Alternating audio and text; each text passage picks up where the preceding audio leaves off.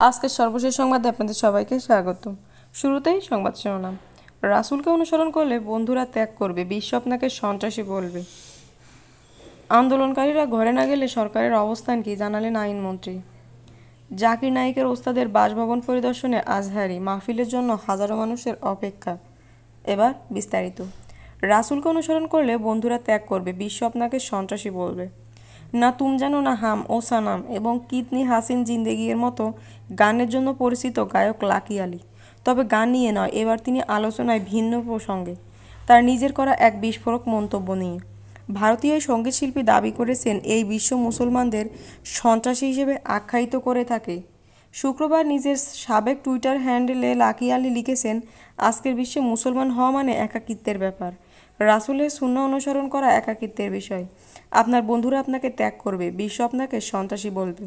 ভক্তরা লাকির এই টুইটের নেপথ্যে কারণ সম্পর্কে অবগত না থাকলেও তারা গায়ককে আশ্বস্ত করার জন্য কমেন্টের বন্যা বইয়ে দিয়েছেন।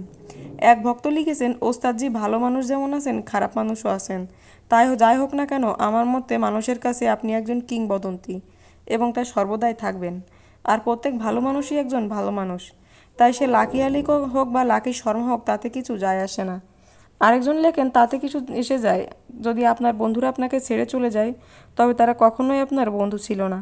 আপনার কৃতজ্ঞ হওয়া উচিত যে আপনার ধর্মীয় বিশ্বাসের কারণে আপনি আপনার চারপাশে মানুষের মানসিকতা বুঝতে সক্ষম হয়েছেন, অন্যথায় সারা জীবন আপনি দ্বিধাদ্বন্দ্বে থাকতেন। তৃতীয় একজনের মন্তব্য, ভুল সঙ্গ প্রায়শই একা থাকাই ভালো। যখন আমরা বস্তুবাদী মানুষের দ্বারা পরিবেষ্টিত থাকি, তখন শান্তি এবং আধ্যাত্মিকতা খুঁজে পাওয়া কঠিন। 65 বছর বয়সী সঙ্গীতশিল্পী লাকি আলী প্রয়াত কিংবদন্তি অভিনেতা মেহমুদের ছেলে। তিনি বেঙ্গালুরুতে থাকেন এবং তিনি একজন জৈব কৃষকও বটে। কয়েকদিন আগে এক আইএস কর্মকর্তার ওপর জমি হাতিয়ে নেওয়ার অভিযোগ তুলেছিলেন তিনি। লাকি আলীর অভিযোগ, শীর্ষ কর্মকর্তা হওয়ার সুবাদে ক্ষমতার অপব্যবহার করে জমি হাতিয়ে নিয়েছেন আইএস কর্মকর্তা রোহিণী সিন্দুরি, যা নিয়ে থানায় লিখিত অভিযোগও করেন তিনি। প্রবীণ এই সঙ্গীতশিল্পী সে সময় জানিয়েছিলেন, ইহেলাঙ্কার কাঞ্চনাল্লী এলাকায় অবস্থিত তার এই চাষের জমি অধিগ্রহণ করা হয়েছে। লিখিত অভিযোগে আইএস অফিসার রোহিণী সিন্দুরির সঙ্গে তার স্বামী সুধীর রেড্ডি, দেবর মধুসূদন রেড্ডি সহ একাধিকজনকে আসামি করেন লাকি।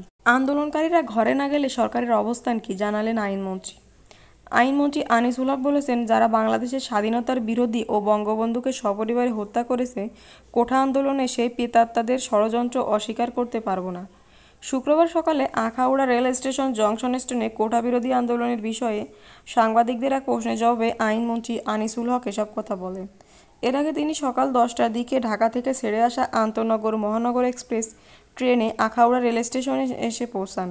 এ সময় বিপুল সংখ্যক নেতাকর্মী আইনমন্ত্রীকে স্বাগত জানান।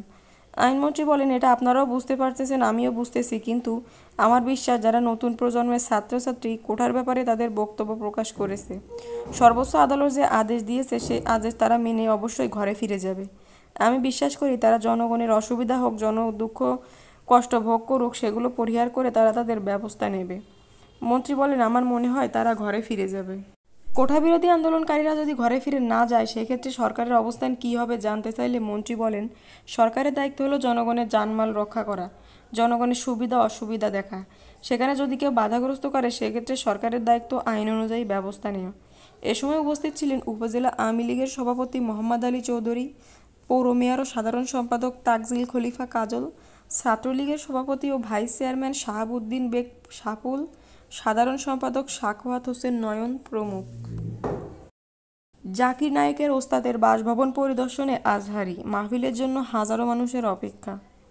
আলোচিত ইসলামিক বক্তা মিজানুর রহমান আজহারী মালয়েশিয়া থেকে দক্ষিণ আফ্রিকা সফরে এসেছেন।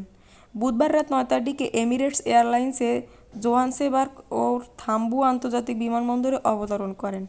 এ সময় বিশ্ব বরেণ্য এই স্কলার্সকে অভ্যর্থনা জানান প্রবাসী বাংলাদেশি কমিউনিটি ব্যক্তিত্ব ও বিশিষ্ট ব্যবসায়ী আমজাদ হোসেন চয়ন।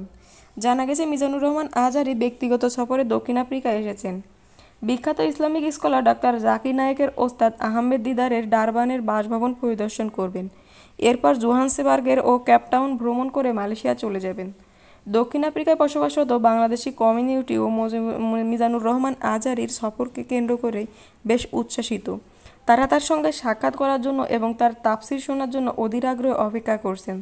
এই সফরের আনুষ্ঠানিক কোনো সূচি এখনও প্রকাশিত হয়নি। আজহারীর এই সফরকে কেন্দ্র করে সামাজিক যোগাযোগ মাধ্যমে ব্যাপক আলোচনা শুরু হয়েছে।